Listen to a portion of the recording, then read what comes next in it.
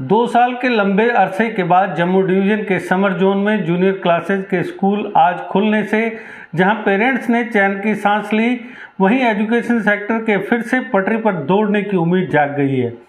Corona से उपजे हालात के कारण 2 साल तक सभी एजुकेशनल इंस्टीट्यूशंस बंद किए गए थे। फर्स्ट क्लास से लेकर 8th क्लास तक के स्कूलों में बच्चों की चहल पहल फिर से लौट आई है। आज कुछ ऐसे छोटे बच्चे भी थे जिन्होंने पहली बार स्कूल का मुंह देखा था, क्योंकि फर्स्ट क्लास में उन्होंने एडमिशन तो ले लिया था लेकिन 2 साल तक स्कूल बंद हो गए थे। दर्शकों, जेके अपडेट प्राइम टाइम में मैं प्रशांत भारद्वाज आपका स्वागत करता हूं। आज के प्राइम टाइम में चर्चा स्कूलों के फिर से बच्चों से गुलजार होने के बारे में। स्कूल खोलने के लिए कोरोना की रोकथाम के लिए जारी गाइडलाइंस का पालन करना सख्ती से लागू किया गया है। स्कूलों में एंट्री के वक्त थर्मल स्क्रीनिंग की गई और उसके बाद ही बच्चों को अंदर जाने दिया गया।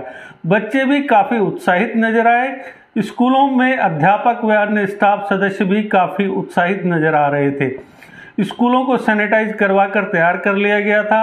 स्कूल मैनेजमेंट्स को कोविड एप्रोप्रिएट बिहेवियर का सख्ती से पालन करवाने को कहा गया है। जम्मू जिले में अधिक बच्चों वाले स्कूलों में कोविड प्रोटोकॉल का पालन करते हुए शिफ्टों में लिमिट में स्टूडेंट्स को बुलाया जाएगा। इसमें सुबह और दोपहर के सेशन में 2 शिफ्टों में क्लासेज लगाई जाएंगी। कोविड प्रोटोकॉल के तहत ही क्लासेज को तैयार किया जा रहा है। यदि किसी स्कूल में एक साथ बुखार के ज़्यादा मामले सामने आते हैं तो हेल्थ डिपार्टमेंट की ओर से रैंडम कोविड टेस्टिंग की फैसिलिटी प्रोवाइड कराई जाएगी।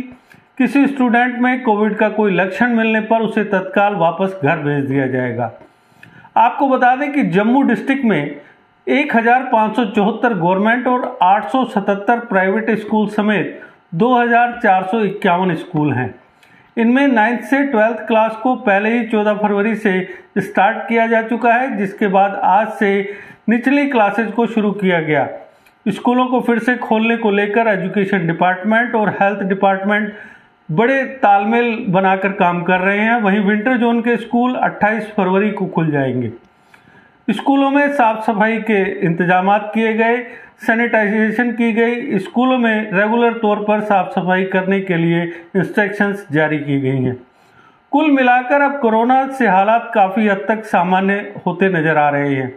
स्कूलों ने अब ऑफलाइन परीक्षाओं की तैयारी भी कर ली है।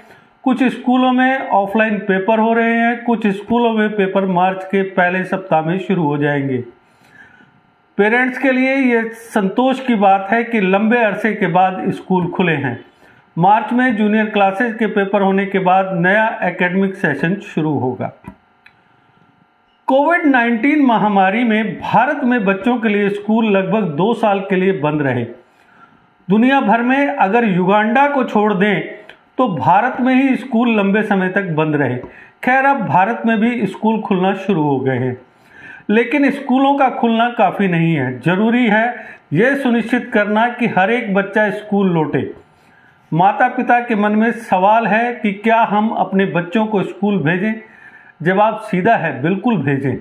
बच्चों में कोविड से गंभीर बीमारी होने का खतरा बेहद कम है और व्यक्तिगत रूप से स्कूली शिक्षा के फायदे कहीं अधिक हैं। बच्चों के लिए डेंगू, टाइफाइड, डायरिया और मलेरिया कोविड से अधिक खतरनाक बीमारियां हैं। जब हम इन बीमारियों की वजह से स्कूल बंद नहीं करते तो फिर कोविड के लिए क्यों? कोविड-19 की महामारी तो खत्म हो जाएगी, लेकिन कोरोना वायरस हमारे बीच में हमेशा रहेगा। ये समझते हुए अब स्कूलों को फिर से महामारी पूर्व के लेवल पर लाना होगा। यह हमारी प्राथमिकता होनी चाहिए। हम में से प्रत्येक के थोड़े से प्रयासों से यह संभव है। उनमें सबसे महत्वपूर्ण है क्लासेज में के वेंटिलेशन में सुधार। ये दरवाजे और खिड़कियों को खुला रखने के साथ साथ एक एग्जॉस्ट फैन या यहाँ तक कि एक पेडिस्टल फैन लगाकर किया जा सकता है। 5 वर्ष से कम उम्र के बच्चों को मास्क पहनने की ज़रूरत नहीं है। 5 से 12 साल के बीच के बच्चे जितना संभव हो मास्क पहने। अब पता चल चुका है कि कोरोना वायरस सतहों यानी सरफेस या चीज़ों को छूने से नहीं फैलता। इसलिए एक अच्छी आदत के रूप में हाथ धोने को प्रोत्साहित किया जाना चाहिए, लेकिन कोविड रोकने में इसकी भूमिका बेहद कम है। इसी तरह स्कूल बसों का सुरक्षित रूप से इस्तेमाल किया जा सकता है। अब स्कूल सभी एज ग्रुप के बच्चों के लिए खुलने चाहिए। आंगनवाड़ी, नर्सरी और प्राइमरी स्कूल्स भी खुलने चाहिए। अगर शिक्षा हर बच्चे का अधिकार है तो स्कूलों को सुचारू करना समाज और सरकार की जिम्मेदारी है। सिर्फ किताबी पढ़ाई नहीं बल्कि बच्चों के लिए खेल और अन्य शारीरिक गतिविधियों सहित सभी गतिविधियों को भी सुचारू करना होगा। साथ ही ये वक्त आत्मचिंतन का भी है। आखिर जब दुनिया के अधिकतर देशों में स्कूल खुल गए हैं तो भारत में स्कूल इतनी देर तक क्यों बंद रहे? इसकी महाभारत के अभिमन्यु और चक्रव्यूह के आख्यान से एक गहरी समानता है। अभिमन्यु चक्रव्यूह के अंदर घुस तो गया था, लेकिन वह यह नहीं जानता था कि इससे बाहर कैसे निकलकर आते हैं। मार्च 2020 में आनन फानन में स्कूल तो बंद कर दिए गए, लेकिन इस बात पर बिल्कुल भी ध्यान नहीं दिया गया कि कब और किन परिस्थितियों में इन्हें फिर से खोला जाएगा। साथ ही देश में अफवाहें आती रही कि आने वाली लहर बच्चों को प्रभावित करेगी, जिसका कोई वैज्ञानिक आधार नहीं था, कोई साइंटिफिक बेस नहीं था। इससे माता पिता डरे हुए थे और स्कूल खुलने का विरोध कर रहे थे। यह सीख लेने का भी वक्त है। महामारी के दौरान एक बात उभर कर आई है और वो यह है कि कई माता पिता और हमारे ज़्यादातर समाज ने शिक्षा को एक संकीर्ण विचार के रूप में बस सिलेबस को पूरा करने के साथ जोड़ दिया है। यह एक बड़ी त्रासदी है। अब जब स्कूल खुल रहे हैं और बच्चों की पढ़ाई के नुकसान की भरपाई की बात हो रही है, तब मकसद सिर्फ सिलेबस को पूरा करना नहीं होना चाहिए। सच्चाई यह है कि स्कूल में किताबों से अधिक जीवन कौशल सीखने को मिलते हैं। जब बच्चे एक दूसरे से मिलते हैं, बात करते हैं, साथ खेलते हैं, तो उनका शारीरिक, मानसिक और भावनात्मक विकास होता है। स्कूल खुलने पर पहले कुछ महीनों में इंटरेक्टिव गतिविधियों और क्रियाकलापों के लिए ज़्यादातर संभव वक्त दिया जाना चाहिए। स्कूल हेल्थ क्लिनिकों के माध्यम से हेल्थ केयर और मेंटल हेल्थ सर्विसेज सुदृढ़ करने की ज़रूरत है।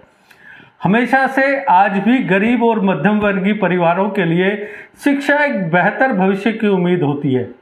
शिक्षा उन्हें उम्मीद जगाती है कि इससे उनका परिवार गरीबी के कुचक्र से बाहर निकल जाएगा। महामारी ने उस मौके को छीन लिया था, इसलिए अब समाज और सरकारों की जिम्मेदारी बनती है कि इसकी भरपाई के लिए भरसक प्रयास किए जाएं। कुछ परिंदे उड़ रहे हैं आंधियों के सामने, कुछ परिंदे उड़ रहे हैं आंधियों के सामने, उनमें ताकत ना सही पर हौसला होगा जरूर। इसी तरह आगे बढ़ते रहे तो देखना तय समंदर तक एक दिन फासला होगा जरूर। तो दर्शकों, आज के प्राइम टाइम में बस इतना ही। कल फिर किसी नए मुद्दे पर आपसे करेंगे चर्चा। तब तक दीजिए इजाजत। नमस्कार। जीके अपडेट रहे हमारे साथ। अगर आप ये वीडियो YouTube पर देख रहे हैं तो हमारे YouTube चैनल को सब्सक्राइब करें और बेल आइकन को क्लिक करें। अगर आप ये वीडियो Facebook पर देख रहे हैं तो हमारा Facebook पेज लाइक जरूर करें। For advertisement please contact 7051091811।